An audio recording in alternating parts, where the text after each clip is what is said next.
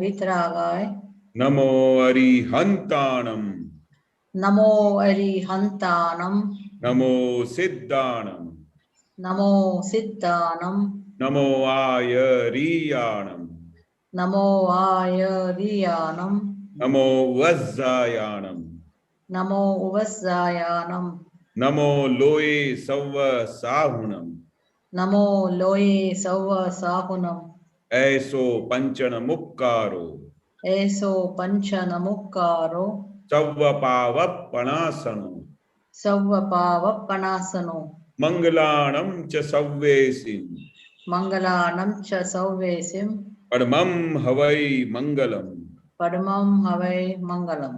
ओम नमो भगवते वासुदेवाय ओम नमो भगवते वासुदेवाय ओम नमः शिवाय ओम नमः शिवाय। जय सच्चिदानंद जय सच्चिदानंद जय सच्चिदानंद जय सच्चिदानंद। जय सच्चिदानंद। Hey Chidanand, Ma, if you have any question, या बोलिए। केशवान जी जय सच्चिदानंद। जय सच्चिदानंद। तरचोट से तो सारा जगत खड़ा रहा है। तरचोट क्या बोलते हैं? तरचोट। Did you send that to me? No sorry. Naveen भाई ने भेजा था।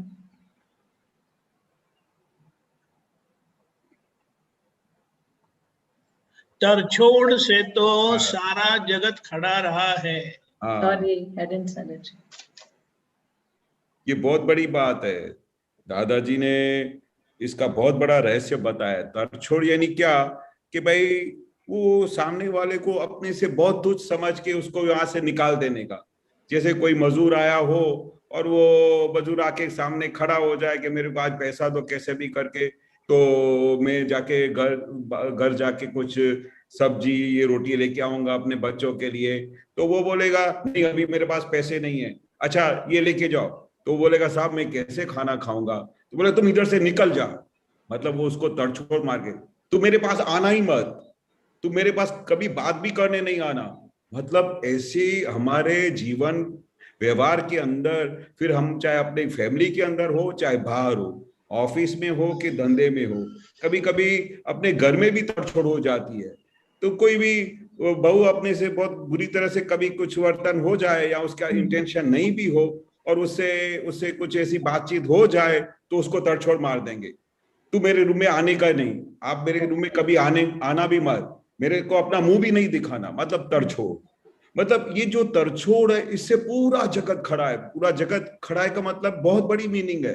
क्योंकि पूरा जगत क्यों खड़ा है, दादा बोलते हैं कि एक बार आपने किसी को तड़छोड़ मारा तो वो अपने अंदर डायरी के अंदर नोट करता है, उसके अंदर बैठा हुआ भगवान नोट करता है कि मेरे साथ ऐसा तड़छोड़ किया, मेरे को ऐसा, मैं उसको अभी छोड़ूंगा नहीं। अभी तो मेरा टाइम आने दो, मेरा जब समय आएगा ना तब मैं उसको बताऊंगा, बरोबर उसको सबक सिखाऊंगा।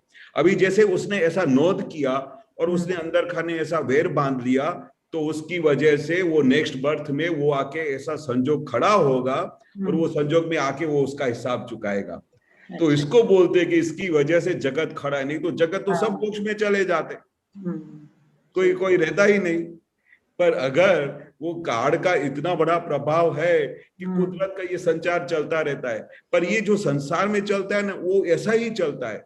पर हम ज्ञानी हो, जिनको ज्ञान मिला है, वो इसे अक्रम ज्ञान प्राप्त करने के बाद इस तड़छोड़ में से मुक्त हो जाते हैं। फिर उनके लिए पूरा जगत खड़ा नहीं रहता है, फिर उनका धीरे धीरे मोक्ष की तरफ वलन चालू हो जाता है और फिर एक दो अवतार में मोक्ष चले जाते हैं। पर ज्ञानियों के लिए तो बहुत बड़ी सेफ साइड दादा ने कर दी। पर संसार के लिए क्या है? संसार के लिए तो यही है, पूरा जगत खड़ा है। एक बार कॉजेस डालेंगे उसके बाद इफेक्ट आएगा।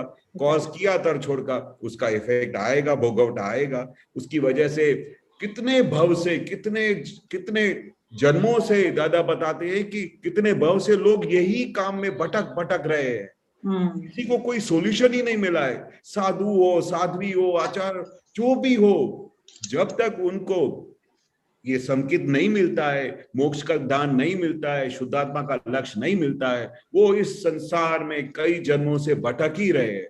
कुछ जूझ जो लोग होते हैं हम जैसे, जिनका कुछ ऐसा पुण्य पाकता है, पुण्य उनका जागता है, तो उनको ज्ञानी पुरुष मिल जाते हैं, तो फिर वो उस जगत के इस संसार से मुक्ति हो जाते हैं। उनके लिए जगत खड़ा नहीं रहता है, उनके लिए जगत पूरा हो जाता है, सब आथम जाता है।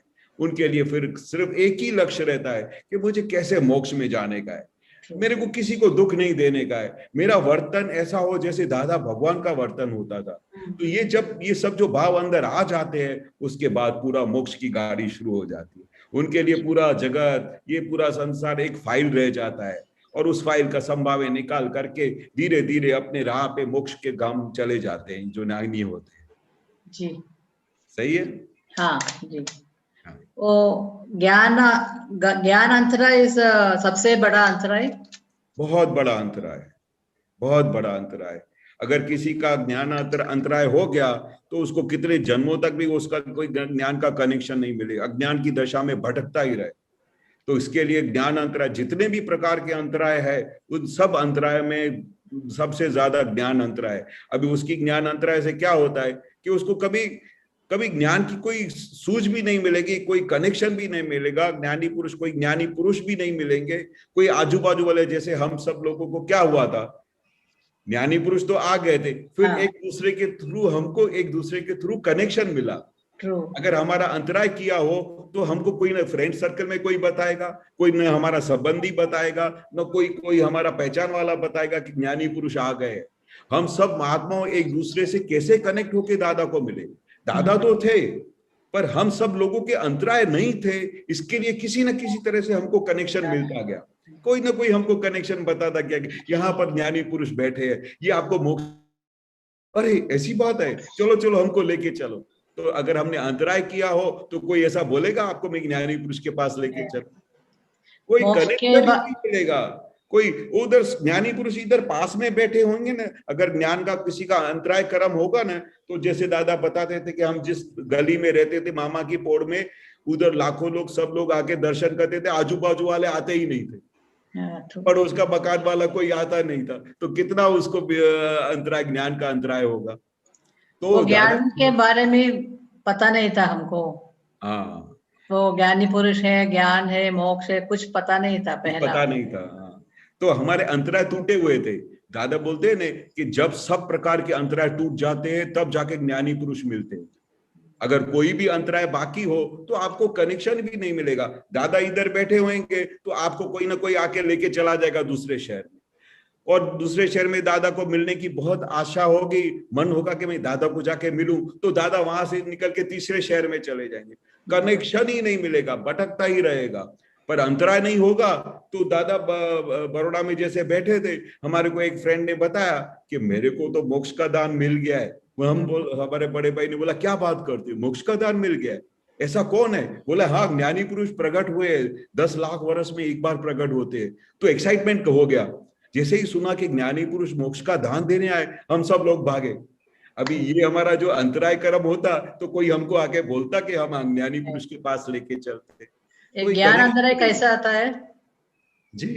ज्ञान अंतराय कैसा आता है? हाँ, किसी को समझो कोई ज्ञान, कोई अभी हम कोई बंदा जा रहा हो दादा के पास, और दादा के पास जा रहा हो और बोले कि वो ज्ञानी पुरुष है, वो तो 14 लोग का भगवान होके प्रकट हुए हैं और ज्ञान दान देते हैं, मोक्ष का दान देते हैं, ज्ञान देने को आए। तो बाजू वाला बोलेगा क्या ज्ञान की बात करते हो, दादा तो हुक्का पीते हैं, चुंगी खाते हैं, स्त्रियों के सामने उधर बैठ के सत्संग करते हैं, वो कौन सा उनके पास ज्ञान होगा? जो ऐसा अभी जो बाहर से ऐसा सब दिखाई दिया, बरोबर, तो वो जब बोलता भी है कि ज्ञानी पुरुष आए, मोक्ष का दान देने को आए, ज्ञान देते हैं, 1 घंटे में ज्ञान देने से उनको वो संकेत हो जाता है, शुद्धात्मा का लक्ष्य बैठ जाता है। अभी इतना सब हम समझा रहे हैं और वो ऊंधा बोलता जा रहा है। नहीं नहीं, ऐसा तो कोई ज्ञानी पुरुष होता होगा, वो तो अभी 24 तीर्थंकर हो गए, उसके बाद तो घोर अंधकार है, कोई मोक्ष का दाता हो ही नहीं सकता, और शरीर में कोई भगवान आता है क्या? अभी जितना इतना सब ऊंधा बोल दिया आपने, बरोबर, तो आपका सब ज्ञान का अंतराय हो गया।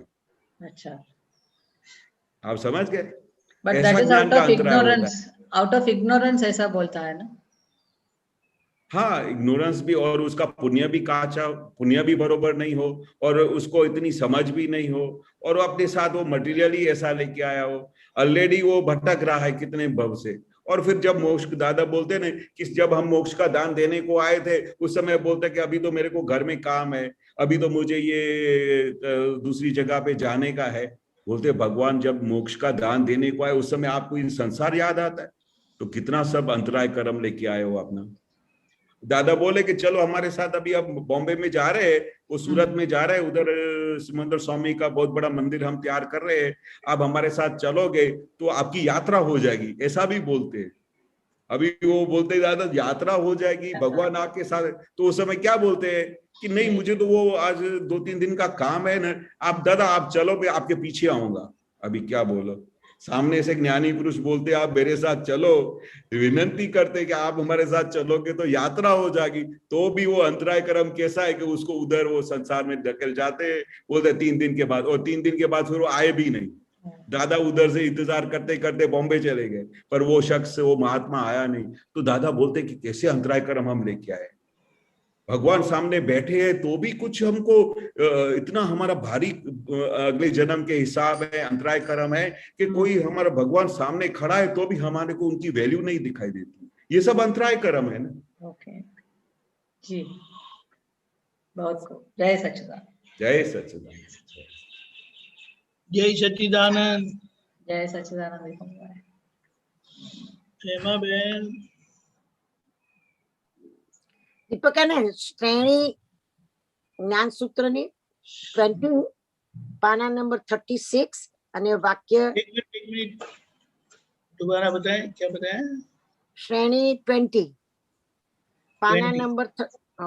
નંબર 36 અને વાક્ય નંબર 212 એ શોધી રાખજો। એના પહેલાનો એક પ્રશ્ન પૂછી લઉં।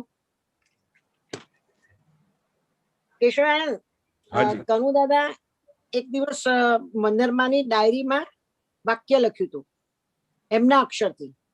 મંદરમાની પર્સનલ ડાયરી હતી, એટલે હું અમારા ફ્રેન્ડ જેવું હતું, એટલે મને વાંચવા આપી હતી। એ ડાયરીમાં વાક્ય લખ્યું હતું, એ વાક્ય હું તમને રેફરન્સ તમને આપ્યો કનુ દાદાની મંદરમાની ડાયરીમાં। પ્રકૃતિનો કોઈ દિવસ ભરોસો નહીં કરવો, પ્રકૃતિનો કોઈ દિવસ ભરોસો નહીં કરવો, પણ તેનો ખ્યાલ રાખવો। हाँ, આ ખ્યાલ શબ્દ કોને લાગુ પડે છે? ખ્યાલ શબ્દ એટલે આપણે અંદર ખાને જે પ્રજ્ઞા શક્તિ હાજર થઈ છે એ એમને સંકેત કરે કે આ તમે આ પ્રકૃતિ આવી તમારી બધી આટલા વર્ષે આવું જ્ઞાન મળ્યા પછી તમે આવજો આવું બધું हिंदी ओ सॉरी, वो आप इतना दादा का ज्ञान मिला, इतनी समझ मिली, अभी भी आपकी प्रकृति ऐसी है। ज्ञानी पुरुष मिलने के बाद तो फिर ये सब क्या है? अभी ये मोह की प्रकृति, ये खाने की प्रकृति, ये घूमने की प्रकृति, जो प्रकृति का स्वभाव है उसको दादा बोलते हैं कि उसको देखते रहने का, भाई उसको भाई समझाने का। ये आप कब तक ऐसे इसमें पड़े रहोगे?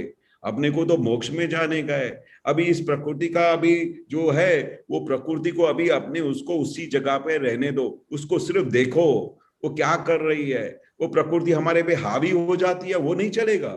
तो प्रकृति नो भरोसा, ऐसा बोलते हैं कि प्रकृति का कोई दिस भरोसा नहीं करना चाहिए। हाँ, भरोसा मीन्स उसके पर डिपेंड नहीं होना चाहिए, ऐसा।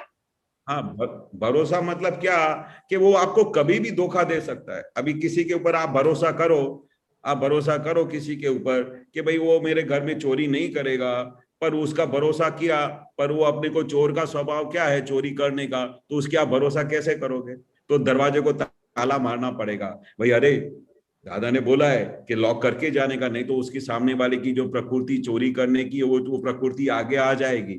दरवाजा खुला देखा तो उसको चोरी करने की वो जो प्रकृति है, उसका स्वभाव है, लोभ है, ये किसी का ले लेने की प्रकृति है, तो वो फिर वो प्रकृति का भरोसा रखने जैसा नहीं है। और ऐसे काल में जो लपसना काल, जो आदमी को घरकाता लेता हुआ जाता है, डाउन टू डाउन लेता हुआ जाता है, तो आप उसमें प्रकृति का कैसा भरोसा करोगे? उसके ऊपर तो सावचेत रखना पड़ेगा, उसके ऊपर तो वॉच रखना पड़ेगा कि अभी ये देखो ये लोभ की प्रकृति उसकी आ गई। अरे दादा बोलते हैं कि लोभ की प्रकृति रखोगे तो एंड तक आपका मोक्ष का द्वार ही नहीं खुलेगा। मोक्ष में का द्वार ही नहीं खुलेगा। और लोभ तो दादा बोलते हैं, लोभ की प्रकृति हो ना, वो तो एंड में जाती है, मतलब कितना उसके ऊपर वॉच रखना पड़ेगा। और लोभ की प्रकृति हो तो आप उसको छुट्टा छोड़ दोगे, बोलते हैं उसका भरोसा करने जैसा नहीं है। आप बोलोगे कि भाई दादा ने मना किया है लोभ करने से, तो ऐसा है कि वो अपना केवल ज्ञान नहीं खुलेगा। वो तो एंड में दादा बोलते कि लोभ की प्रकृति हो तो एंड तक उसको है ना, वो कहीं ना कहीं उसको लोभ की प्रकृति उसको लेके ही जाएगी। तो आप उसके ऊपर भरोसा कैसे रख सकते हो, कभी भी धोखा दे देगी। ખ્યાલ यानी રાખો, એ लोभ की પ્રજ્ઞાશક્તિને प्रकृति લાગુ પડે અને એ પ્રજ્ઞાશક્તિ પ્રકૃતિ પર વશ ના થઈ જાય, આપણે वश ना પ્રકૃતિ થઈ પર જાય, વશ ના થઈ જાય। સમજણ પડી ગઈ? ઓકે, वश ना બીજો થઈ જાય, પ્રશ્ન। એ હા, પ્રકૃતિ વશ ના ઉપર થાય હાવી ના એટલે થઈ જાય। આપણો હાવી થઈ આપણો ગઈ તો પછી તો પ્રભાવ હોવો જોઈએ, આપણો હા પોતાનો પ્રભાવ હોવો જોઈએ, પ્રજ્ઞાશક્તિનો પ્રભાવ પ્રભાવ હોવો જોઈએ, પ્રકૃતિનો ના હોવો Correct. જોઈએ, બરાબર ને? ના હોય। તો હવે Perfect, મારો perfect. પ્રશ્ન પેલો બીજો દીપકાને મૂક્યો। જો મનુષ્ય 100% પોતાની જાતને સિન્સિયર હોય તો જ એ 100% રિસ્પોન્સિબલ હોઈ શકે। હવે 100% સિન્સિયર કોણ હોઈ શકે? તો કહે જે 100% નોન સિરિયસ હોય તો।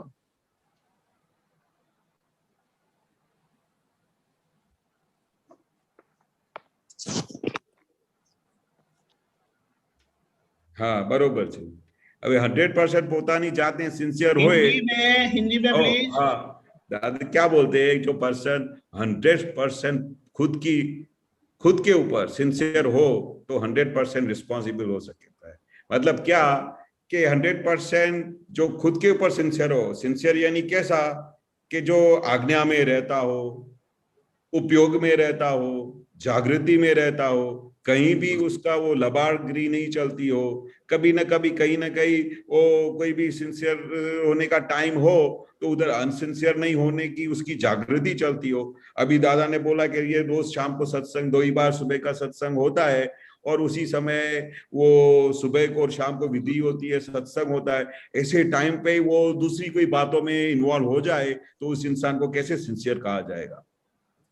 न खुद की। दादा बोलते हैं कि अभी आपको ज्ञान हाजिर हो गया, आप शुद्धात्मा के लक्ष्य में आ गए, अभी तो आपको पल पल रिस्पॉन्सिबल होने का है। हर पल आपका टाइम कहाँ जा रहा है, आपका उपयोग कहाँ जा रहा है, खाते समय आपकी जागृति है कि नहीं, बात करते समय आपकी जागृति है कि नहीं कि आप कौन बात कर रहा है। किसी के सामने आप मतभेद हो गया तो उस समय आपको जागृति हुई कि भाई वो उसके अंदर कौन है, उसके अंदर शुद्धात्मा भगवान है, आपके अंदर कौन है। वो जब वो खुद के अंदर इस पूरे विज्ञान के अंदर सिंसियर हो गया तो वो 100% रिस्पॉन्सिबल हो गया। वो दादा ख्याल આ વાક્ય છે એ દાદા ભગવાને લાગુ પડે, પણ આ મહાત્માને મારે પોતાને સમજવું હોય તો હું એવી રીતે સમજુ કે ઉપયોગ પર ઉપયોગ હોવો જોઈએ, બરાબર છે? હા એટલે તો 100% સિન્સિયર કહેવાય ને। 100% ઉપયોગ એટલે ઉપયોગ પર ઉપયોગ હોવો જોઈએ, બરાબર છે? હું સમજુ છું એવું, બરાબર છે। 100% તો એને કહેવાય ને, ટોટલી સિન્સિયર, ટોટલી 100%, પણ એની ઉપર ઉપયોગ પાછો હોવો જોઈએ। આત્મા ઉપયોગથી જુએ, પ્રતિષ્ઠિત આત્મા 100% થાય તો પેલો આપણો આત્મા અંદરનો એ 100% ને જોઈ શકે, તમે તો જ તમારો મોક્ષ થાય, બરાબર છે? बराबर कि उसके इसी हिसाब से ही तो आप केवल ज्ञान की तरफ आगे बढ़ोगे ना। जब 50% सिंसियर होएगा तो कहाँ अभी केवल ज्ञान की उस दशा पे पहुंचेंगे। मतलब 100% सिंसियर, मतलब स्टेप बाय स्टेप। जैसे दादा भगवान की सिंसियरिटी कैसी थी, एक पल के लिए भी दादा भगवान कोई भी संजोग, कोई भी घड़ी उनकी वेस्ट जाती हो, ऐसे टाइम जाती हो, सोने में जाती हो, एक सेकंड भी नहीं देखा हमने। तो मतलब कैसी सिंसियरिटी होगी। दादा उस 100% सिंसियरिटी की बात करते हैं। उठते बैठते खाते पीते सिंसियर, मतलब सिंसियर मतलब कौन खा रहा है कौन सो रहा है, कंप्लीट सेपरेशन उसको 100%। એટલે અમારો ટાઈમ હવે ખબર પડે છે કે લોપટ ચોપડમાં ગયો ઘણીવાર, દાદા શબ્દ વાપરતા લોપટ ચોપડ, લોપટ અને ચોપડ એમાં જતો રહેતો વખત, પણ એ શ્વાસ નકામો જતો રહે છે, શ્વાસ ફરી નથી આવવાનો। હવે સમજાય છે બધું, बराबर છે। अभी तो क्या होता है कि अभी वो दादा का एक एक वाक्य जब याद आता है ना कि लगता है कि हमने कैसे टाइम वेस्ट किया। ज्ञानी पुरुष की हाजिरी में भी हमको पड़ी नहीं होती थी कि भाई दादा ने सुबह को सत्संग किया, शाम को गया तो बहुत हो गया।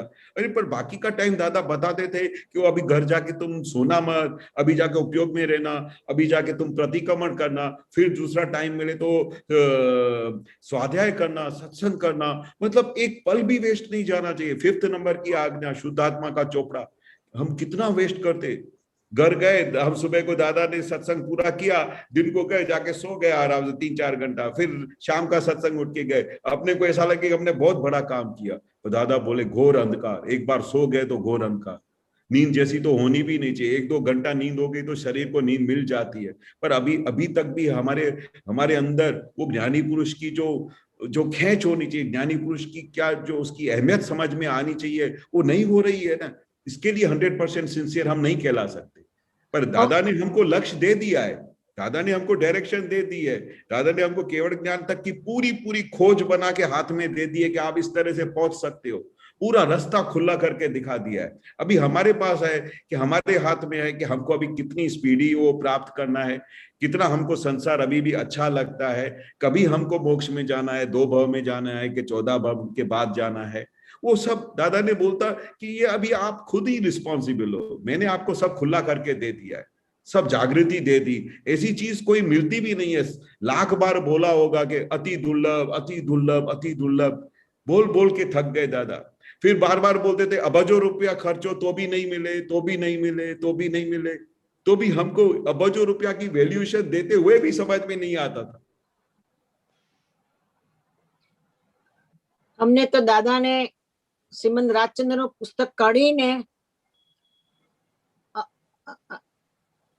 દીપકાનંદ શું પેલો અવલોકન, અંદરનું અવલોકનનો પત્ર વંચાવ્યો હતો રાતે 12:30 દાદાને ઊંઘ નથી આવતી, અમે વાતો કરતા હતા બહાર, બંને દાદાની જ વાતો કરતા હતા કે દાદા કે કોણ જાગે છે, મેં કીધું હું ને તરુબેન જાગીએ છે, તો અમારી આગળ દાદા કે શ્રીમદનું પુસ્તક લાવો કે છે, અને એમાં 18મો હતો દીપકાનંદ કહે છે, પણ મને ખ્યાલ નહોતો એક, પણ એમાં હવે સમજાય છે કે અંદર ઉતરો, અંદર ઉતરો, અંદર ઉતરો, અંદર ઉતરો, અંદર, ત્યારે તમને અહો થશે.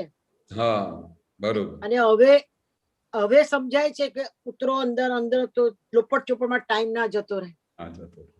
એટલે હું અવલોકન, જય સચિન, હા બસ એ અભ્યંતર અવલોકન. અને એમણે જ પુસ્તકમાં લાયેલું, કેસીભાઈને પુસ્તક આપ્યું અને પુસ્તક મને આપ્યું વાંચવા, અને પછી મને તું રાખજે કે છે પુસ્તક. બોલો આટલી બધી કૃપા મારા પરથી તો સમજણ નહોતી પડતી.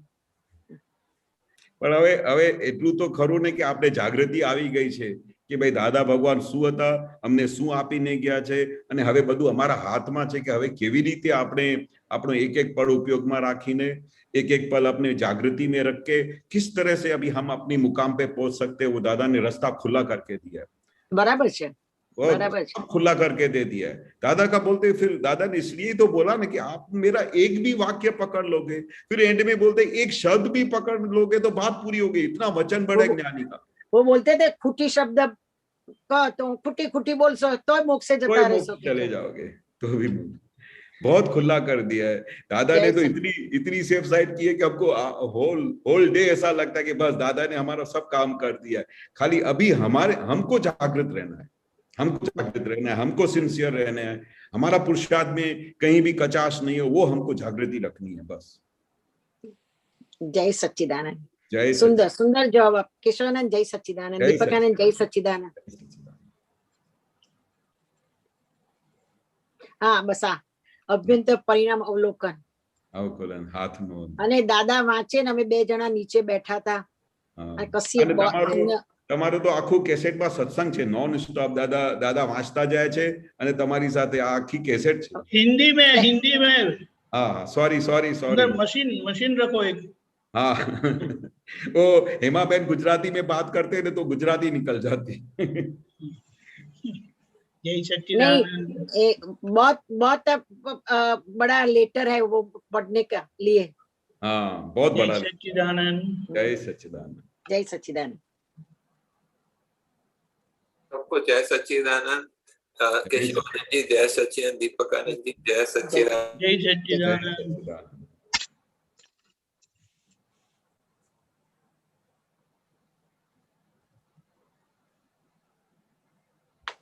क्या हो गया?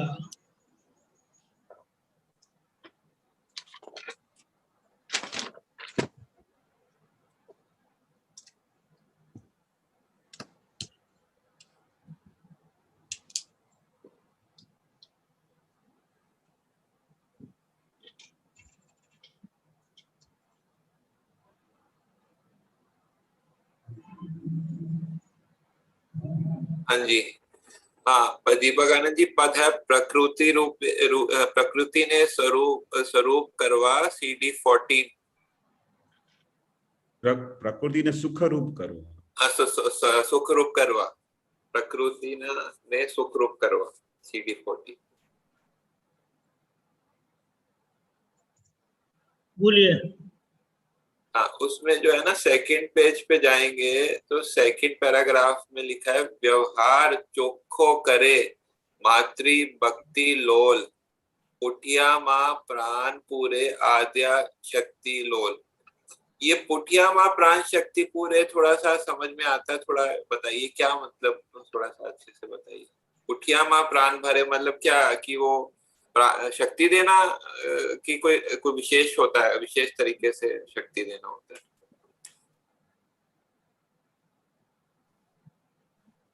केशवानंद जी। हाँ हाँ, पुठिया यानी दादा ये बोलते हैं, ये शरीर को कविराज ने ऐसा पुठिया बोला है। पुठिया मतलब क्या, ये शरीर का जो भाग है ना, उसके अंदर प्राण फूटते हैं। पुठिया मतलब ये बॉडी, जो उसको पुद्गल को बोलते हैं पुठिया। पुठिया मतलब शरीर को ही एक हाँ तरफ हाँ जाएगा। हाँ, वो कविराज की तटवर्ती भाषा है ना, वो पुठिया यानी ये शरीर का बोलते हैं, शरीर के अंदर वो प्राण भर देते हैं, पुठिया। वैसे पुठिया उसका गुजराती में वो होता है कि वो जो पुठिया होता है, क्या बोलते हैं उसको, पीछे का भाग जो है हिप्स बटक्स होता है, ऊंट। हाँ, तो ये लेकिन यहाँ पर शरीर के अर्थ में मेरे को लगता आया है ना। हाँ, पुठिया यानी ये शरीर, आखू शरीर पुद्गल, इसके अंदर प्राण पूर देते। अच्छा, दूसरा एक पैराग्राफ छोड़ के है दे बल, आप निकालिए दीपक आनंद जी, मिला आपको? हाँ, दूसरा है फिर दे बल माँ रिद्धिकारी उपलब्धि लोल मनोवांछा सिद्धिकारी दिव्य देवी लोल। दे बल माँ रिद्धिकारी उपलब्धि, थोड़ा ये समझाइए।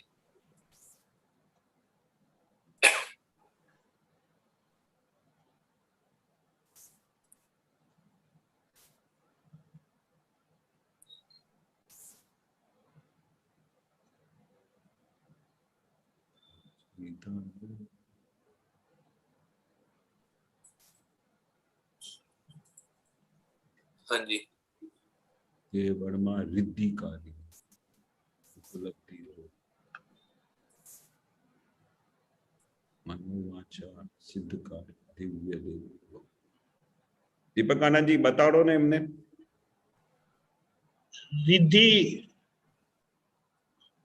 रिद्धि बोलते पता है, प्राप्ति को बोलते हैं, लब्धि प्राप्ति होती है। लब्धि भी होती है, रिद्धि भी होती है, सिद्धि भी होती है। थोड़ा थोड़ा अंतर है, वो मुझे डिटेल नहीं मालूम क्या होता है, मतलब कहना क्या चाह रहे हैं। देह बल में ये रिद्धि यानी जो अच्छे काम करते हैं वो प्राप्त होता है प्रकृति की भजना करने से, माता जी की भजना करने से। मतलब मुझे तो रिद्धि लब्धि सिद्धि एक ही जैसे लगता है, तो उतना चलेगा मेरे लिए अभी? बताइए। सिद्धि का उपयोग नहीं होता है, उसकी बहुत अच्छी पहचान नहीं है, डिक्शनरी में देखना पड़ेगा। अच्छा, तो इधर भावार्थ क्या, थोड़ा एक सेंटेंस में बता दीजिए ना। देह बल नॉर्मली नेगेटिव उपयोग होता है ना।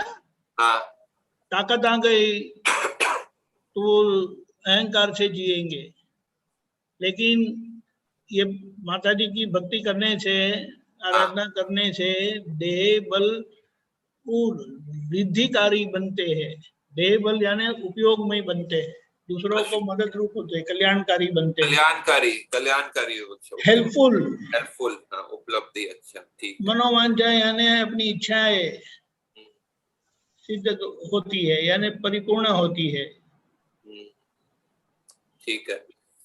अगला पैराग्राफ, भद्रकाली भगवती अब अमी दृष्टि लोल अमीरात असलियत असलियतनी निर्नादी स्वबोल। पहला पैराग्राफ में अमी दृष्टि के बारे में बोल रहे हैं, जो अपने उनके अभी मतलब जो दिव्य दृष्टि के बारे में। सेकंड पैराग्राफ थोड़ा, वो सेकंड लाइन थोड़ा और समझे। सही है जी, पहला लाइन जैसे आप नहीं होता है इसमें, नीचे वाली लाइन, ये लाइन। हाँ जी, पहली लाइन मुझे समझ में आता है कि आप दिव्य दृष्टि की बात कर रहे हैं। अमित, अब भद्रकाली वाली, भद्रकाली भगवती, अब अमित दृष्टि लोल। हाँ, ये दो लाइन।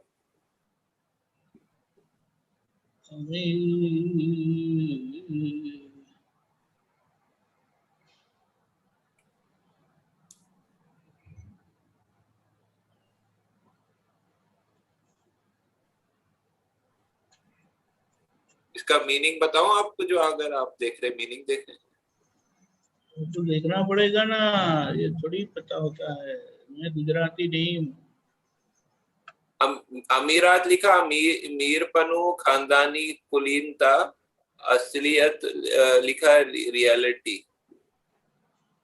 निर्नादी नहीं मुझे मिला, क्या होता है?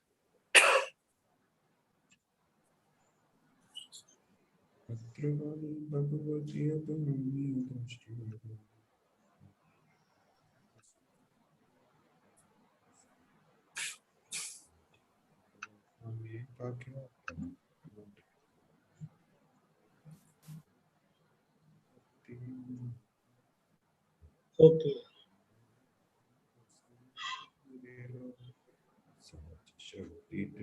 क्या बताया? अमीरात असलियतनी निर्नादी हाँ जी, स्वबोल, हाँ जी, यानी ये अपनी वाणी में वाणी की शक्ति पॉजिटिव होने की बात है। जो मूल है ना, निर्नादी यानी बोले बगैर का नाद, बोलना। बिना अमीरात, बोले बगैर का नाद। हाँ, यानी अपने भाव से अंदर की वाणी बोलेंगे ना, कि कहाँ गया।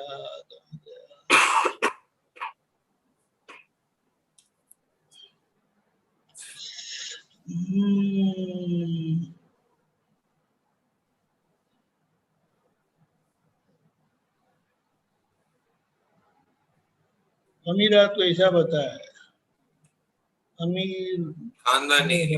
अमीर अमीर यानी अपनी खानदानी, हाँ, पैसा वाला, खानदानी, कुलीनता, बड़ा मन। तो आप समझिए। तो भावार्थ क्या बताना चाह रहे हैं? यानी अमीरात यानी अमीरपन, हाँ, खानदानी, खानदानी। असलियत, हाँ, वो अपनी वाणी ऐसी हो जाती है, यानी अपनी वाणी ऐसी हो जाती है, बताने की मतलब ये है। मतलब दिव्य दृष्टि से के कारण ये सब होता है ऐसे। हाँ, ये प्रकृति, दिव्य दृष्टि केवल नहीं है, हाँ, अमी दृष्टि, वो दिव्य दृष्टि भी है, लेकिन अमी दृष्टि यानी सभी को मदद करने वाली। नहीं तो वो उग्र स्वभाव है ना, गुस्से होते हैं, गर्म होते हैं। अमी दृष्टि बोल, नहीं खोल, सॉरी, बोल यानी बोलना, बोलना। अमी दृष्टि खोल, अमी दृष्टि जब खुलती है तो ये सब वो यानी हेल्पिंग नेचर। अच्छा, खोल। हाँ, तो निर्नादी आपने क्या बताया था? बिना नाद के। नीर नाद, नाद यानी बोलना, आवाज करना। अच्छा, बिना आवाज के। नाद यानी बोले बगैर का, खुद का बोल। अच्छा, खुद का बोल। तो ये सब उसका इफेक्ट है, जो है ना। हाँ, क्योंकि हमारी, देखो, हम बोलते नहीं है लेकिन अंदर नेगेटिव चलता है ना। हाँ, तो इसे बाहर बोला नहीं जाता और अंदर पॉजिटिव रहते हैं। वो हमारा शरीर सही में खानदानी है हमारी, किसी का बुरा नहीं सोचना एक अपेक्षा से। अच्छा, फिर ये उसके बाद एक पैराग्राफ छोड़ के, आत्मा ने अनात्मा ने बढ़ती बख्शे लोल, मनोवाणी देहे फोरी नवधा भक्ति लोल। आत्मा का उत्कर्ष होता है यानी वो मोक्ष की ओर बढ़ते हैं, और अनात्मा यानी व्यवहार भी शुद्ध होता है। शुद्ध होता है। मनोवाणी देह फोरी नवधा भक्ति बोल लोल, यानी ये जो 9 प्रकार की भक्ति बताई है शास्त्र में, हाँ, उसका फल मिलता है हमें। मन वाणी काया के माध्यम से हमारी जो भक्ति होती है, वो इस भक्ति से हमें वह फल मिलता है। यानी वह क्या है, वो टोटली ऊपर की जो बात बताई ना, वो मोक्ष में भी प्रगति होती है और व्यवहार भी शुद्ध होता है, टॉप ऊपर जाता है। फोरी मतलब वो वैभव होता है ना, फोरी और यानी खोलना। खोलना। अच्छा अच्छा। फिर लास्ट बताइए, सेकंड लास्ट पैराग्राफ में, आत्मा पोते धर्म स्वरूपे परिणामे लोल। हाँ, यानी मूल आत्मा जो है धर्म अपने रूपे। मूल स्वभाव में आ जाता है, बताते हैं। अच्छा, मूल स्वभाव में, धर्म रूपे हाँ, मतलब धर्म रूप होना यानी वो मूल स्वभाव में आना। सूर्य चंद्र गर्भे घूमे अवनी ऊपर लोल, तो ये क्या बताना चाहते हैं? सूर्य यानी बुद्धि और चंद्र यानी मन, हाँ, घूमे अवनी ऊपर गोल, यानी वह आत्मवर्ती हो गए, आत्मलक्षी। अच्छा ऐसा। बुद्धि और मन संसार के पक्ष में ले जाते हैं। हाँ तो गरबे घूमने यानी ये माता जी के गरबे घूमते हैं ना गोल गोल, हाँ। तो उससे वो केंद्रवर्ती होते हैं, यानी आत्मलक्षी होते हैं, मुक्ति के मार्ग पर हमें ले जाते हैं। वरना बुद्धि और मन है वो हमें बहकाते हैं, संसार में अंदर ले जाते हैं। ये जो आपने फोरी बताया, फोरी क्या होता है? खुला होना, खुला होना। खुला होना, फोरी मन वचन काया फोरी। अच्छा, उससे नवदा भक्ति से खुला होते हैं वो, ये ऐसा नहीं, वो मन वचन काया खुल के वो नवधा भक्ति का फल देते हैं आपको। अच्छा, मन वचन काया खुला होके नवदा भक्ति का फल देते ये हैं। जो हम क्या बोलते हैं, ये आखिर की जो भक्ति है 9th, वो अपरा भक्ति है, जो भगवान से एकाकार करवाती है। अच्छा। वो आखिर की भक्ति, आगे का सब स्थूल है। स्थूल यानी संसार फल देती है, और आखिर की जो 9वीं भक्ति है ना, वो भगवान के साथ एकाकार करवाती है, यानी वो मोक्ष फल देती है। मतलब ये कह रहे हैं मन वचन काया हाँ, ऐसे हो जाते हैं, हाँ। और हमें मुक्ति का फल मिलता है। अच्छा, तो नवधा भक्ति फोरी क्या बता रहे हैं? नवधा भक्ति फोरी वो मुक्ति का फल। न, ऐसा नहीं, मन वचन ये भक्ति करते हैं ना, आत्मा अनात्मा बढ़ती बख्शे लोल, मन वाणी काया फोरी, यानी वो उनके माध्यम से वो खुले होते हैं, नवधा भक्ति का फल मिलता है हमें। अच्छा, फल मिलता है। हाँ, परिणाम आता है। परिणाम, ठीक है। मन वचन काया ऐसे होते हैं तो नवधा भक्ति का फल मिलता है। ठीक है, समझ गया। क्योंकि आत्मा तो सहज है, ये शरीर को सहज होना जरूरी है ना, तो माता जी की भक्ति करने से हम सहज होते हैं, नॉर्मल होते हैं। समझ, धन्यवाद। जय सच्चिदानंद। यही सच्चिदानंद। जय Sachchidanand. Khare Sahib on road, from road बता रहे हैं, आइए। जय सच्चिदानंद। जय सच्चिदानंद। जय ये सच्चिदानंद। रिद्धि सिद्धि है ना, गणपति की 2 वाइफ थी, मिसेस थी, रिद्धि और सिद्धि, और शुभ और लाभ उनके 2 लड़के थे। क्या नाम? कौन दो लड़के? क्या लड़के? क्या 2 लड़के थे गणपति जी के, शुभ और लाभ, और हाँ। रिद्धि और सिद्धि है ना, 2 वाइफ थी गणपति जी की। देखो, वाइफ का मतलब क्या होता है? तो ऐसा कहते हैं, ये दौलत भी ले लो, ये शौहरत भी ले लो। हाँ, लेकिन वाइफ जो होते हैं वो तो कुमार husband विश्वास को है ना, फॉलो करते हैं ना। हाँ, कुमार विश्वास वाइफ हस्बैंड को फॉलो करती है ना जी, वाइफ हस्बैंड को फॉलो करते हैं ना। भैया कलयुग की बात नहीं है, नॉर्मली। अरे आपकी आवाज एक कटती प्रश्न है। था कि हेलो, जय सच्चिदानंद। आई आवाज आई? बोलो। हाँ, ये कुदरत का नियम और कुदरत का कानून और कुदरत का रचना, ये कम कैसे कर सकते हैं अपन लोग? ये सत्साधन से कम हो सकता है क्या साहब? कुदरत की रचना। केशव हाँ, कुदरत की रचना। हाँ, हाँ, आप क्या कहना चाहते हैं कि कुदरत की रचना को कैसे कम करने का? कुदरत की रचना, मैंने कोई घटना घटने वाली हो भविष्य में, हाँ तो यदि हम कोई सत्साधन खूब करें दिन भर, हाँ दादा की आरती करते रहे, तो हाँ, उससे कुछ फर्क पड़ेगा क्या? जरूर पड़ेगा। जो हमने भारी कर्म है, जो जितने भी भारी कर्म किए होते, तो ज्ञानी पुरुष में इतनी श्रद्धा हो और ज्ञानी पुरुष की इतनी महात्माओं के ऊपर कृपा है कि अगर उनकी रियल भक्ति करते तो समझो कोई बड़ा बड़ा हैपनिंग होने वाला हो, कोई पहाड़ टूटने वाला हो, तो राई जैसा हो जाए। अच्छा, राई जैसा हो जाएगा? राई जैसा हो जाए। मैंने पहाड़ हो तो राई हो जाएगा साहब? हाँ, ऐसी शक्ति होती है ज्ञानी पुरुष में। और ज्ञानी पुरुष का तो क्या होता है कि जो उनके महात्मा है, जो मोक्षगामी जीव है, जो ज्ञानी पुरुष को टच किए हैं, उनके लिए तो वो दिन रात उनका रक्षण करते हैं, दिन रात उनके लिए विधि करते हैं, दिन रात उनका रक्षण करते हैं कि कैसे करके ये सब जीव मोक्ष जाए। क्योंकि भगवान को मिला मतलब वो कितना बड़ा मोक्ष का अधिकारी बन गया। तो उसके सब जितने भी है, पर दादा बोलते थे कि भाई पहले तो जो विचारशील लोग होगा तो गलत काम तो करेगा नहीं। अभी तो ये क्या डिस्चार्ज में जो आने वाला है, हमारे लिए चार्जिंग तो बंद हो गया। अभी हम किसी को हम हमारा अभी अंदर से कोई भी ऐसा भाव नहीं है कि किसी सामने वाले को मुझे दुख देना है, या किसी को मुझे हिट करना है, या किसी के साथ मुझे मतभेद में आना है। अभी हमारा एक भी भाव ऐसा नहीं रहा है।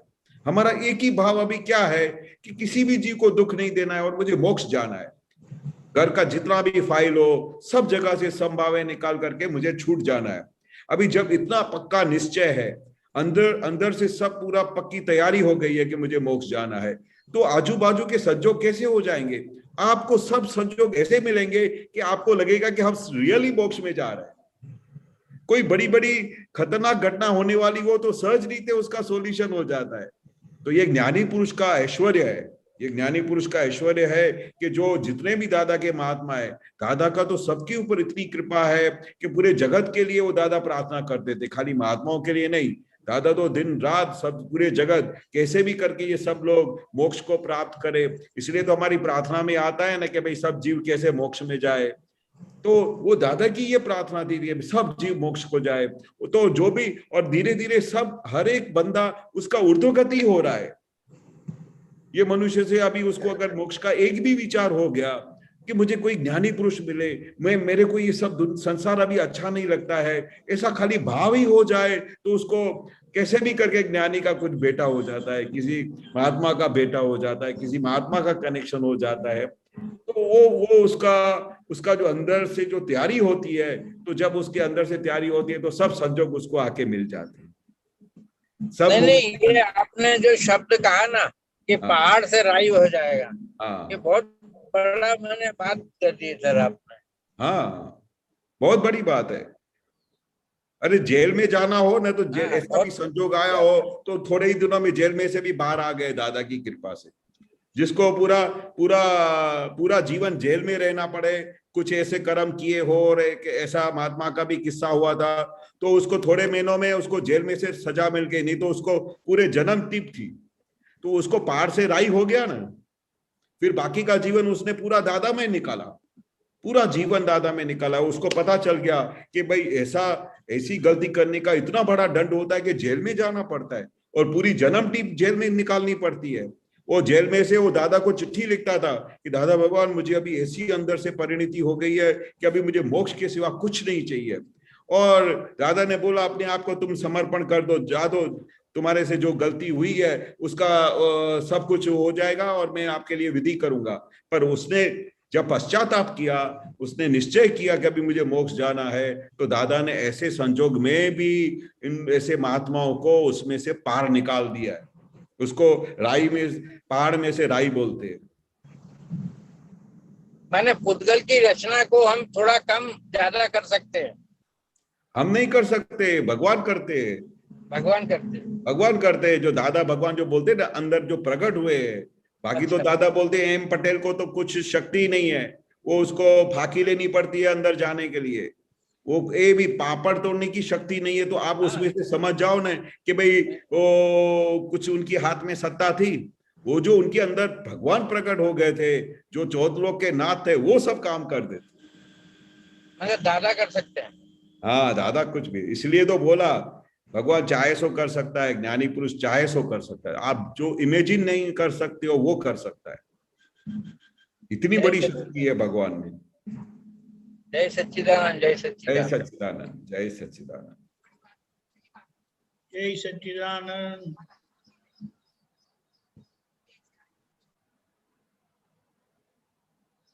डॉक्टर भारती बहन,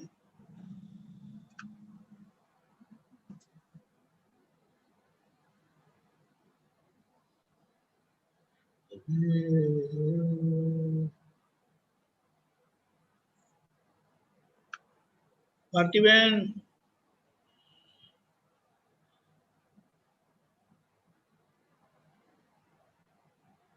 डॉक्टर अभिनव, जय सच्चिदानंद जी, ये जय निशा मेरे क्लिनिक में काम करती है, पूछेंगे क्वेश्चन। जय अच्छा, सच्चिदानंद जी। सच्चिदानंद। सही समझ कैसे मिले आप मुझे ये बताओ। सही समझ, सही ज्ञान कैसे मिले, सही ज्ञान कैसे मिले? क्या कह रहे हैं? सही समझ कैसे, कहाँ से मिले? हाँ सही समझ किसे कहेंगे?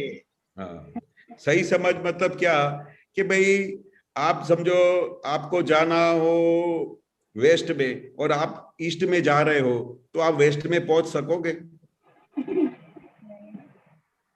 अभी सही समझ हमारी वेस्ट में है। मैं एक एग्जांपल देता हूँ। अपने को सही समझ पता है कि मुझे इस डायरेक्शन में जाना है, पर हमारा मन उसको दूसरे डायरेक्शन में लेके जाता है, तो हम अपनी डेस्टिनेशन में पहुंचेंगे? कभी नहीं पहुंचेंगे, क्योंकि हमारी डायरेक्शन ही रॉन्ग है। अगर हमको मोक्ष में जाना है तो मोक्षगामी जीव कौन से होते हैं? जो किसी को दुख नहीं देते हैं, हर किसी के साथ बहुत अच्छा व्यवहार करते हैं, घर में सबके साथ समाधान करते हैं, किसी के साथ मतभेद नहीं करते। तो वो जो समझ है वो सही समझ बोली जाती है कि मेरे मन वचन का ऐसे किसी भी जीव को दुख ना हो, ये सही समझ है। पर आप उसको दुख दे तो वो ना समझ है, उसका फल भोगना पड़ता है। सही समझ से क्या होता है कि हमको सुख मिलता है, सामने वाले को भी सुख मिलता है। अगर समझ सही नहीं है, हमको भी, खुद को भी दुख होता है, सामने वाले को भी दुख होता है। तो सही समझ का क्या है? समाधान। सही समझ का मतलब क्या है कि आप इधर बैठे हो तो आपके बैठने से सामने वाले को ऐसा लगे कि आप इधर से जाना मत। आपसे मैं बात करता हूं तो मुझे बहुत खुशी मिलती है, बहुत शांति मिलती है। आप कितनी अच्छी बातें करते हो, आप कैसे मोक्ष की बातें करते हो, आप भगवान की बात करते हो, आप ज्ञान की बात करते हो। तो क्या होता है, पर आप अभी सपोज मुझे पिक्चर देखना अच्छा नहीं लगता हो, कहीं घूमने का अच्छा नहीं लगता हो, तो आप मेरे साथ घूमने की और पिक्चर की बात करो तो मुझे अच्छा लगेगा? नहीं लगेगा। तो इसका मतलब क्या है कि कौन सी चीजों से सामने वाले को खुशी मिलती है, कौन सी चीजों से सामने वाले को सुख मिलता है, कौन सी चीजों से सामने वाला हम पे खुश होता है। तो ऐसी जो भी समझ है वो सही समझ है। हमारे मन वचन का से किसी को दुख नहीं होता है, सही समझ है।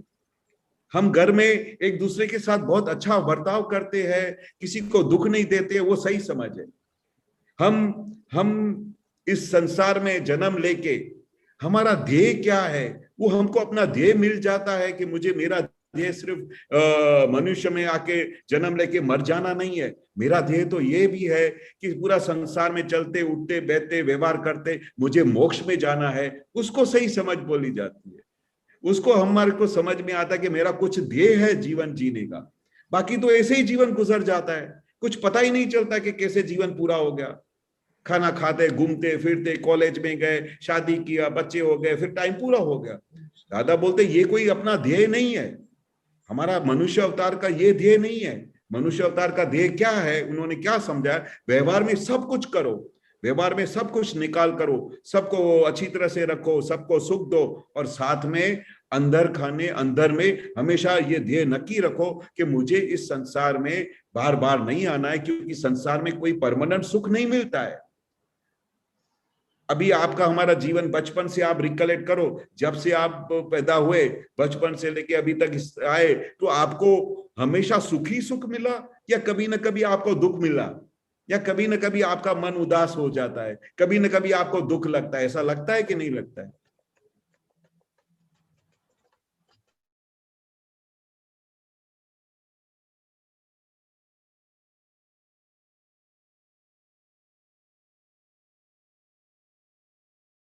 अभिनव, होल्ड हो गया, होल्ड।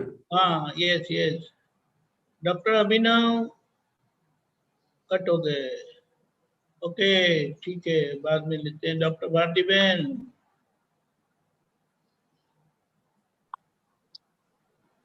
हेलो हेलो, हाँ बोलिए। जय सच्चिदानंद, जय सुनाई देता? ओके, जय सच्चिदानंद, जय सच्चिदानंद। केशवानंद जी जय सच्चिदानंद, दीपकानंद जी जय जय सच्चिदानंद। तो थरछोड़ से तो सारा जगत खड़ा रहा है, इसका समझाइए। हाँ, अभी अभी वही सेम सवाल पूछा था, तो वही बताया था, आप शायद नहीं थे उधर, तो तभी ज्वाइन हुए ना। हाँ, वो तरछोड़ का वही मतलब है कि हम अगर रिकलेक्ट करें, या जब तक हमको दादा की समझ नहीं मिली हो, जब तक हमको दादा का ज्ञान नहीं मिला हो, तो हमारा जीवन, या कभी अभी हमने सोसाइटी में देखा हो, कभी व्यवहार में देखा हो, घर में देखा हो, ऑफिस में देखा हो, तो उससे तरछोड़ तो बहुत कॉमन चीज है कि हो जाती है। नई इच्छा भी हो तो भी का हो जाती मतलब है। क्या है? तरछोड़ का तरछोड़ मतलब क्या? तरछोड़ का मतलब क्या कि सपोज आपके घर में कोई आया हो, हाँ, वो कोई गरीब आदमी आया हो, सब जो आपके घर में कोई बाई काम कर रही हो, तो काम करते करते उसका कुछ हाथ से कुछ सामान टूट गया या कुछ हो गया, तो आप क्या करते हो? तो उसको बोलते ये आपको करने को नहीं आता है, उसका आप तिरस्कार कर देते हो, उसको वहां से हटा देते हो कि कल से तुम इधर आना भी मत, तुमने मेरा ये सब तोड़ फोड़ कर दिया। मतलब इतना तिरस्कार हो जाता है कि उसको देखने भी गवारा नहीं होता। मतलब उसको वहां से निकाल देने का, मतलब उसके साथ, मतलब नौकरी में से निकाल देने का, मतलब इतना तरछोड़ तो उसके अंदर में उसको ये हो जाए कि भाई वो वापस उसके साथ व्यवहार भी नहीं रखे। तरछोड़ मतलब उसके साथ बात करने का भी छोड़ दे। ऐसा तरछोड़ हर एक व्यवहार में होता है, कभी ऑफिस में भी हो जाता है, कभी बिजनेस में भी हो जाता है, कभी घर में भी हो जाता है, कभी सगा संबंधियों में भी हो जाता है, कभी हमारे रिलेशन में भी हो जाता है कि तू मेरे को अपना मुंह मत दिखाना। अरे भाई, उसका कोई इंटेंशन नहीं था आपको दुख देने का, वो उसके साथ ये काम हो गया, उसके मुंह से ऐसा शब्द निकल जाता है। कितनी बार नहीं बोलते हैं कि मेरे मुंह से निकल गया, अरे वो निकल गया तो इतना तरछोड़ कि भाई वो मेरे को तुम मुंह नहीं दिखाना। वो बोलते है मेरे को तुमने मेरा छाती छली कर दिया, तुमने मेरे को इतना दुख दिया कि अभी तुम मेरे पास आना भी मत। कभी कभी भाइयों के बीच में भी हो जाता है तरछोड़, मतलब मेरे को मुंह नहीं। अभी इसकी वजह से पूरा संसार खड़ा है, पूरा जगत खड़ा है। क्यों? क्योंकि जैसे ही आपने तरछोड़ दिया, उसको बुरा भला किया, उसको गाली दी, उसका व्यवहार मन तोड़ दिया, तो वो अंदर खाने वो उसके अंदर आपके अपोजिट पर्सन के लिए वो वेर बांधता है कि आज मैं गरीब हूँ, आज मैं छोटा हूँ, इसके लिए तुम मेरे पे इतना हावी हो गए हो, पर मेरा टाइम आएगा ना, तब मैं आपको सबक सिखाऊंगा। अभी मैं आपको छोड़ूंगा नहीं, अभी मैं आपको मेरा टाइम आने दो, फिर मैं आपको सीधा करता हूँ। अभी ऐसा करने से क्या हो जाता है, वो वेर बनता है, और वेर बन गया तो उसकी वजह से पूरा साइकिल चालू हो जाता है। फिर दूसरे जन्म में वो आएगा, वो आपका वेर पूरा करेगा। जैसे सास और बहू का जो वेर है, वो कितने जन्मों से दादा बोलते क्यों होता रहता है, वो निश्चय करती है कि अभी तुम्हारा टाइम है, तू अभी मेरी सास है, मेरे साथ ऐसा करती है, मेरा टाइम आने दे। तो वो फिर वो अंदर जो उसका साइकिल चालू हो जाता है, चार्जिंग हो जाता है, तो उसके लिए फिर नेक्स्ट बर्थ में उसको वापस आके वो बहू बन के आती है, वो सास बन के आती है, वो उसका हिसाब पूरा करती है। तो ये दादा बोलते हैं ये साइकिल कभी पूरा नहीं होएगा। इसकी वजह से, ये तरछोड़ की वजह से पूरा बेसमेंट पे ये पूरा जगत खड़ा है। जगत मतलब पूरा उसका अंत ही नहीं होने वाला है। अगर आपको इस जगत में से निकल जाना है, तो आपको इसमें से बाहर निकलना पड़ेगा। बाहर निकलना कैसे पड़ेगा कि किसी भी जीव के अंदर आप भगवान देखोगे तो तरछोड़ होगा भी नहीं। किसी भी जीव को सुख देने की कोशिश करोगे तो तरछोड़ होगा नहीं, और संसार उसके सामने आगे बढ़ेगा भी नहीं। हर एक जगह पे आपको मोक्ष में जाने का ही विचार आएगा। और मोक्ष में जाने का विचार आ गया तो वहां पर आखा जगत दी एंड हो गया, मतलब उसका साइकिल पूरा हो गया, आप उस साइकिल में से बाहर निकल गए। तो जो भी मोक्षगामी जीव है वो इस साइकिल में से बाहर निकलने की कोशिश कर रहे हैं। वो दादा बोलते हैं कि इसमें से बाहर निकलो, अथरामण से बाहर निकलो, सामने वाले को दोषित मत देखो। ये सब चीजों से पूरा संसार खड़ा है, पूरा जगत इसके ऊपर ही खड़ा है। अगर कोई भी एक चीज को आपके हाथ में आ गई तो आप इस जगत में से आप मुक्त हो जाओगे, परमानेंटली आपको ऐसा कनेक्शन मिल जाएगा ज्ञानी पुरुष का कि जो सीधा आपको मोक्ष में लेके जाएगा। अच्छा, थरचोड़ हुआ तो अपने को किसी से तिरस्कार ऐसा लगा तो फिर प्रतिक्रमण भी करना पड़ता। हाँ, बहुत प्रतिक्रमण अचानक करना हो। पड़ता है। सामने वाले को समाधान नहीं हो, समाधान उसको अंदर में ऐसा लगे कि उसका हाव भाव बदल जाता है। अगर आप किसी को तड़छोड़ दो तो उसका चेहरा बदल जाएगा, उसके अंदर इतना असर होएगा, तो उस समय तो आपको पता चलना चाहिए कि अरे ये कैसा हो गया मेरे से, कैसे मैंने उसको इतना गुस्से हो गई, कैसा तड़छोड़ कर दिया, हे भगवान मुझे माफ कर दो। उसके अंदर बैठे हुए भगवान से बहुत बार प्रतिक्रमण करना पड़ता है। और अगर प्रतिक्रमण सच्चे दिल से करे, पश्चाताप करे, अगर आपकी इच्छा नहीं हो जाए तो फिर उसको भगवान माफ कर देते। पर उधर आपका इंटेंशन नहीं होना चाहिए, आपको भाई मेरे को इसको सबक सिखाने का है, ऐसा भाव नहीं होना चाहिए।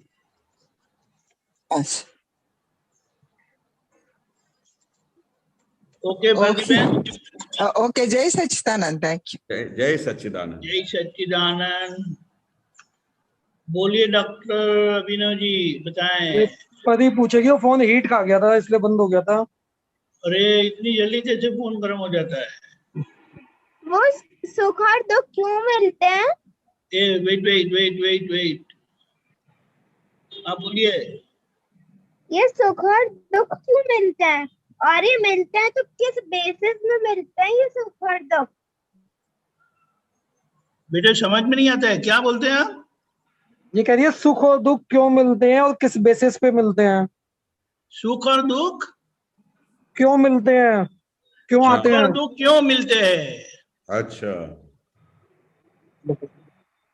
अभी इसका एक ही बेसमेंट है कि आपके पास, आप समझो किसी को कुछ भी दोगे, हाँ आप किसी को सुख दोगे तो वो सामने से कोई आपको दुख देगा? नहीं। हाँ, अभी देखो, अगर आप किसी को दुख दोगे तो ही सामने से दुख आएगा, ये नियम है, सबसे बड़ा नियम है। अगर आप सामने वाले को खुशी दोगे तो वो सामने वाला आपको डबल खुशी देगा। आप सामने वाले से अच्छी तरह से बात करोगे तो सामने वाला वो भी आपसे अच्छी तरह से बात करेगा। अगर आपका भाई है, देगा वो डबल खुशी क्यों देगा? अगर अपन अगर खुशी दे तो डबल खुशी क्यों देगा? वो भी बराबर ही खुशी देगा क्यों मिलता है? ये बात सही है। क्या बोल रहे हैं? डबल सुख क्यों देगा? हाँ, डबल सुख इसलिए देगा क्योंकि आपको उसको पता है कि भाई उसको सुख की वैल्यू समझ में आ गई। समझो आप जितना सुख दिया उसको, पर उसको लगता है कि आपने मुझे इतना सुख दिया तो मैं भी आपको इतना सुख दूं। उसका मन इतना खुश हो जाता है, इतना प्रभावित हो जाता है आपके ऊपर, तो वो बोलता है कि आपने मुझे इतना सुख दिया तो मैं आपको इससे डबल सुख दूंगा।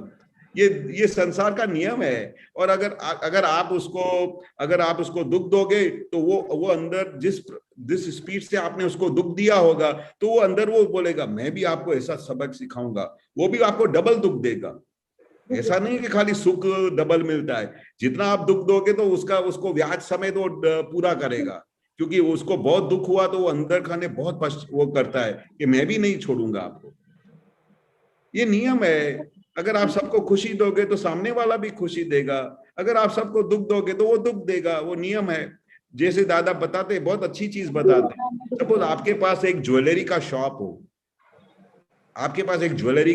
हो, आप ज्वेलरी सब सेल करते हो। एक एग्जांपल देता हूं, तो वो ज्वेलरी आप सेल कर रहे हो, तो अचानक आपके पास आके कोई बोलता है कि मुझे तो फैब्रिक चाहिए, साड़ी चाहिए।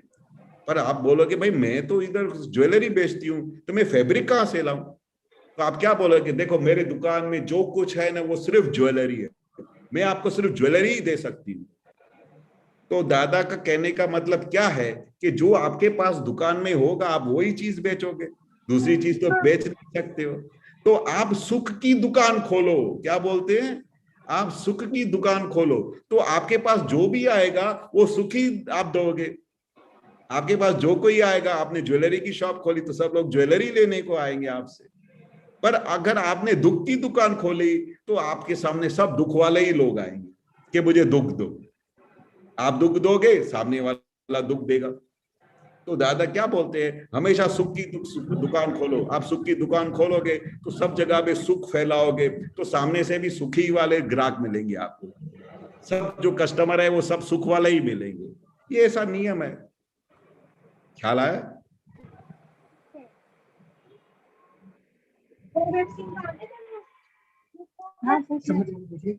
नहीं, आप क्या पूछ रहे हैं?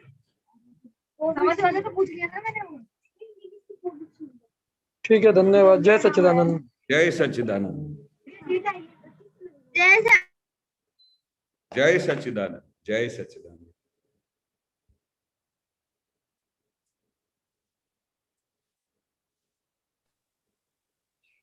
દીપકાનંદ ટાઈમ થઈ ગયો છે, 2 પ્રશ્નો છે મારા, પછી પૂછીશ.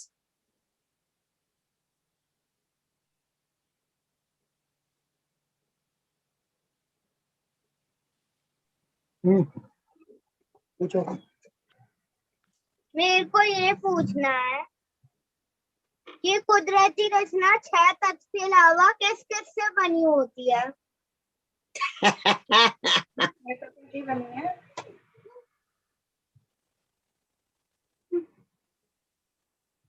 फिर से बोलिए, कुदरती रचना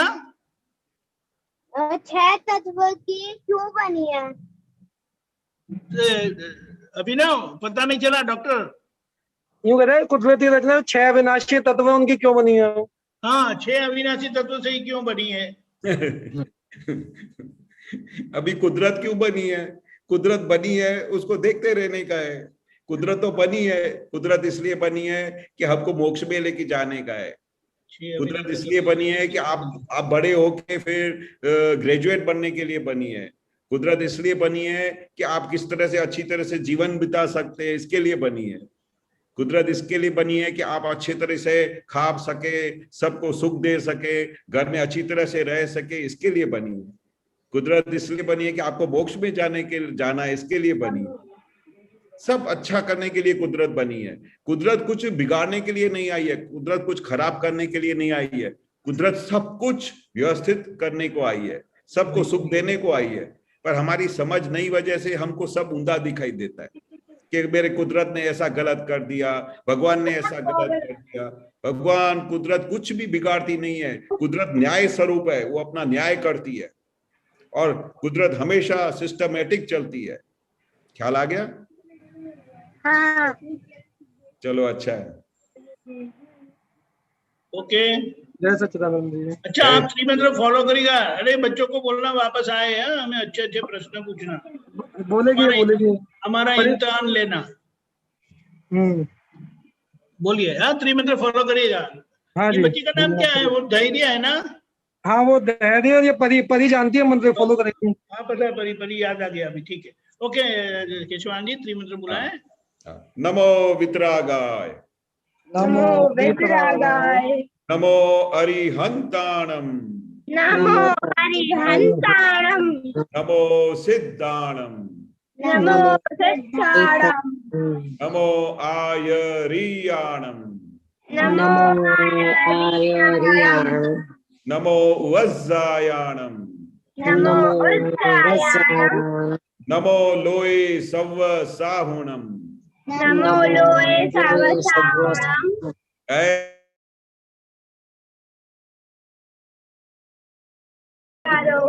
सर्व पावपणासनो, सर्व पावपणासनो, मंगलाणं च सव्वेसिं, मंगलाणं च सव्वेसिं, परमं हवै मंगलम्।